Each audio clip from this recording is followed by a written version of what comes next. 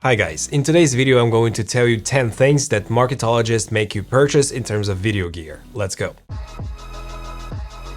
And the first thing is ranging the cameras in terms of photo cameras and video cameras, but let me tell you guys that 12 megapixels even like 10 years ago was more than fine for digital photography, and these days I can take beautiful pictures with my Sony a7S III which I had previously, or with my Sony ZV-E1 which I have right now, and I'm demonstrating those pictures to you right now on the screen. They are took with Tamron 70-180 f2.8 first version, and as you can tell guys, it's plenty fine for social media content, and if you work mainly as a videographer and occasionally take pictures of your family or for your clients, even for social media, 12 megapixels is more than fine.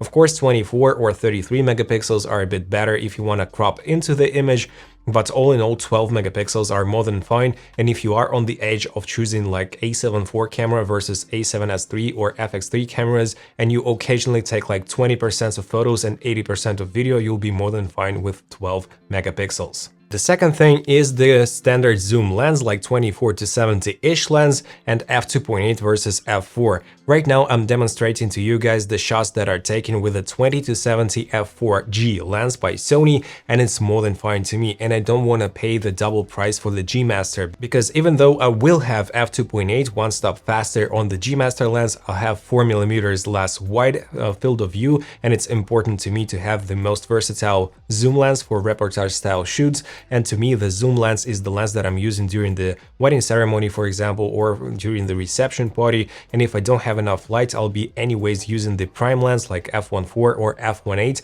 and I simply don't need a fast zoom lens. That is why I'm more than fine with an f4, which is smaller, lighter, and 2 times cheaper. And I think most of you will be more than happy with an f4 lens instead of the f2.8 in terms of the standard zoom lens. So think twice before you purchase an expansive lens and a bigger, heavier lens, because sometimes you simply don't need that fast aperture and this bulky lens in your kit for those types of scenarios that I've just said. The third thing is that the cameras of your flagship smartphone are as good as the mirrorless cameras, and that you can get away with those shots.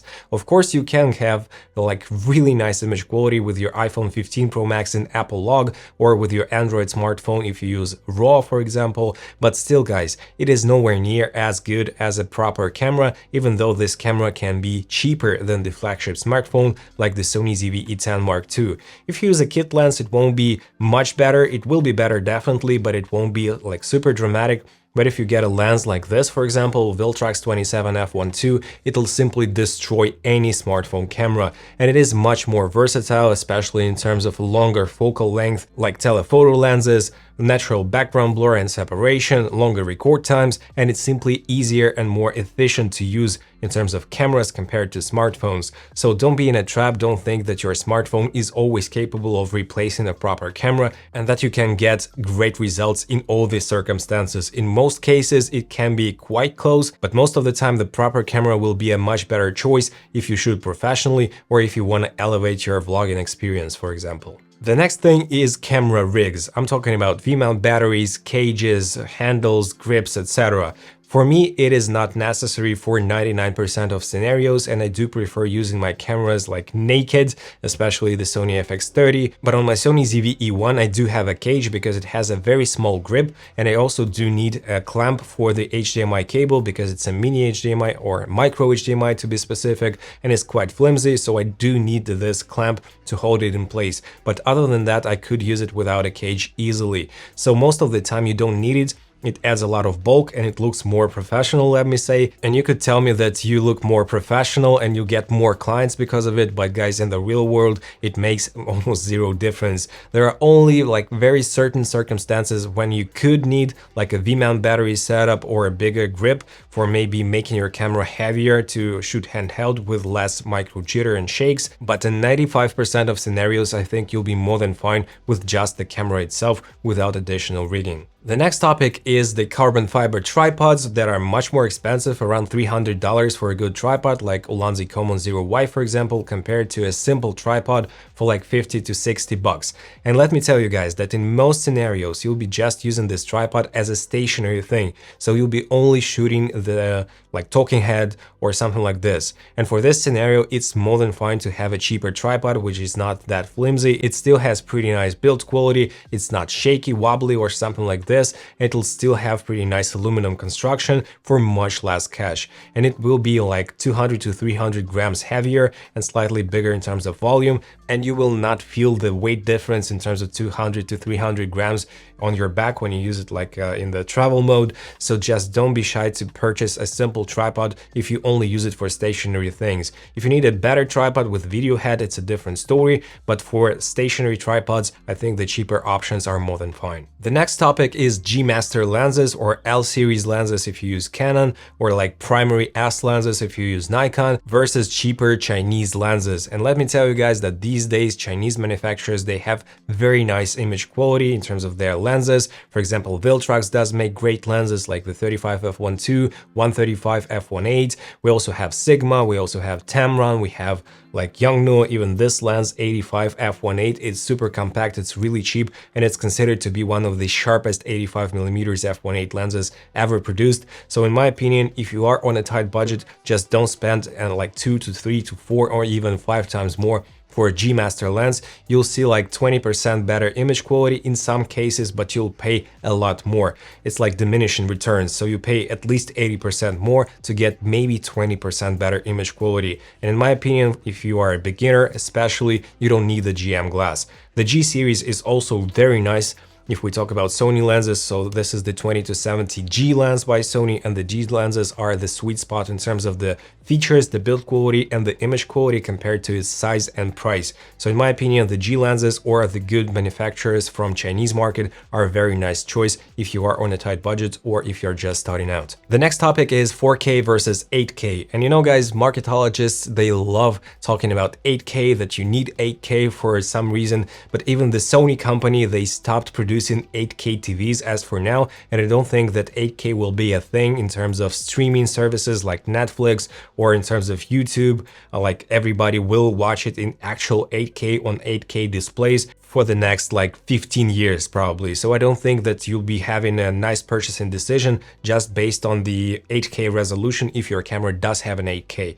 Because for example, Sony a7S III, FX3, they only have 12 megapixel sensor, so true 4K sensor, slightly above it, because 4K is about 8 megapixels, but 8K is much bigger. It's around 30 something megapixels, and you simply don't have this much image quality boost compared to the file sizes, the work of your machine which you edit your footage on. You need to have much beefier machine, much more reliable machine, let me say, and I truly don't think that you need 8K in your workflow. Only for maybe 3 to 4% of people out there, 8K is a thing and will be a thing through like 10 years going forward. But as for now, don't choose a camera based on your 8K preferences.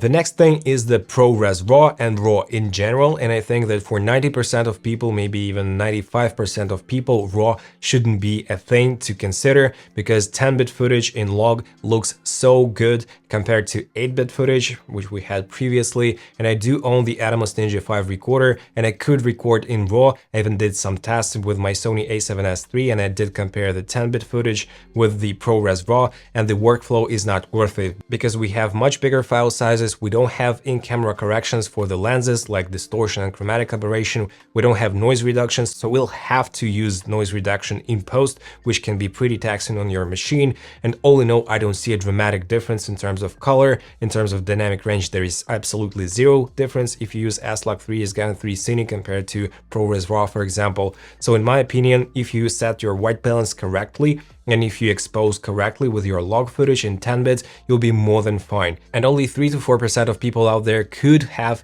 some benefits from using RAW, but in my case, it's definitely not a thing. The next thing is having your lights from exactly one brand to have the same app for each and every light. For example, Aperture Amaranth ecosystem. And in my opinion, it is not necessary at all, especially if you shoot yourself, like you're a solo operator and you have only 3 to 4 lights right here in your studio. You'll just set it once and you have your talking head shot with the same settings and it'll be more than fine. Or if you shoot for a client, you'll be behind the camera and you can mix and match those using different apps. It's okay, it's not necessary, and you shouldn't pay like 3 times the price or maybe 2 times the price or even 50% bigger price for having this exact brand. For example, right here, right now in my studio, I have 6 different lights.